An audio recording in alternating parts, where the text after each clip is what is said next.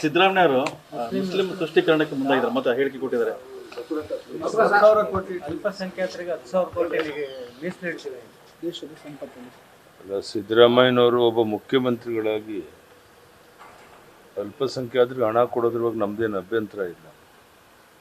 ಆದರೆ ಅದನ್ನೇ ದೊಡ್ಡದು ಮಾಡಿ ನಾನು 10,000 ಕೊಡ್ತೀನಿ ಅಂತೇಳಿ ಅಲ್ಪಸಂಖ್ಯಾತರನ್ನು ಓಲೈಸುವಂಥ ಕೆಲಸ ಏನು ಮಾಡ್ತಾ ಇದ್ದಾರೆ, ಇದವರು ಶೋಭೆ ತರೋದಿಲ್ಲ.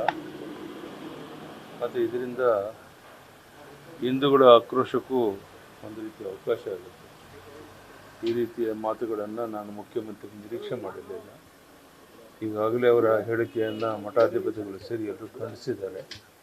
ಇನ್ನಾದರೂ ಮಾತನಾಡಬೇಕಾದ್ರೆ ಭಾಳ ಎಚ್ಚರಿಕೆಯಿಂದ ಮಾತಾಡೋದು ಒಳ್ಳೆಯದು ಅನ್ನುವಂಥ ಸಲಹೆಗಳನ್ನು ಕೂಡ ಖಂಡಿಸುತ್ತೆ. ಸರ್, ಅಂದರೆ ಚುನಾವಣೆ ಗಿಮ್ಮಕ್ಕೆ ಸರ್, ಲೋಕಸಭೆ ಚುನಾವಣೆ ಬರ್ತಾ ಇದೆ, ಮುಂದೆ ಲೋಕಸಭೆ ಚುನಾವಣೆ ಬರ್ತಾ ಇದೆ, ಚುನಾವಣೆ ಗಿಮ್ಮಕ್ಕೆ ಸರ್ ಇದೆಲ್ಲ.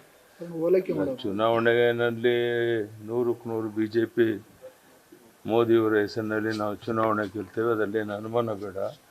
ಈ ರೀತಿ ಓಲೈಕೆ ರಾಜಕಾರಣದಿಂದ ನಾವೆಲ್ಲ ಚುನಾವಣೆ ಗೆಲ್ತೇವೆ ಅನ್ನೋ ಭ್ರಮೆಯಲ್ಲಿದ್ದರೆ ಅದು ಸಾಧ್ಯ ಇಲ್ಲ. ನಿಶ್ಚಿತವಾಗಿ BJP ಪರವಾದ ವಾತಾವರಣ, ಮೋದಿಜಿಯವರ ಪರವಾದ ವಾತಾವರಣ, ನಾವು ಎಲ್ಲ ಲೋಕಸಭಾ ಕ್ಷೇತ್ರನ ಗೆಲ್ಲಕ್ಕೆ ಪ್ರಯತ್ನ ಮಾಡ್ತಾ ಇದ್ದೇವೆ.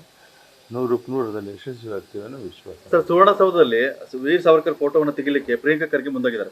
ಆ ಥರ ಯಾವುದೇ ಪ್ರಯತ್ನ ಮಾಡಿದ್ರೆ ರಾಜ್ಯದ ಜನನೂ ಸಹಿಸೋದಿಲ್ಲ, ಅಲ್ಲೂ ಸಹ ಆ ಥರ ಅವಕಾಶ ಇಲ್ಲ.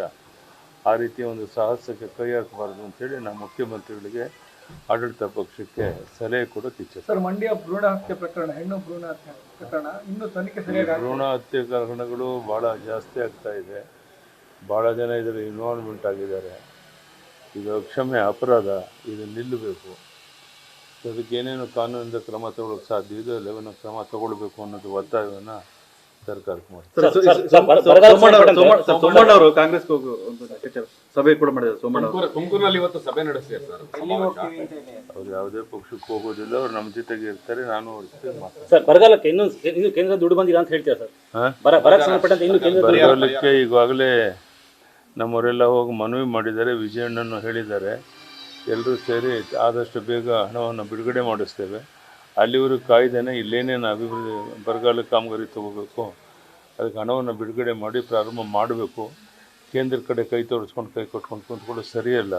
ಈಗಲಾದರೂ ತತ್ಕ್ಷಣ ಹಣ ಬಿಡುಗಡೆ ಮಾಡಿ ಬರಗಾಲ ಕಾಮಗಾರಿ ಪ್ರಾರಂಭ ಮಾಡಲಿ. ಕೇಂದ್ರದಿಂದ ಏನು ಕಾನೂನು ಚೌಕಟ್ಟಲ್ಲಿ ಕೊಡೋಕ್ಕೆ ಸಾಧ್ಯ ಇದೆ ಅದನ್ನು ಕೊಟ್ಟೇ ಕೊಡ್ತಾರೆ, ಕೊಡಿಸ್ತೇವೆ. ಅಧಿವೇಶನ ನ್ಯೂಸ್ ಫಸ್ಟ್, ನಿರ್ಭೀತಿಯಿಂದ ನಿಮ್ಮ ಪರವಾಗಿ.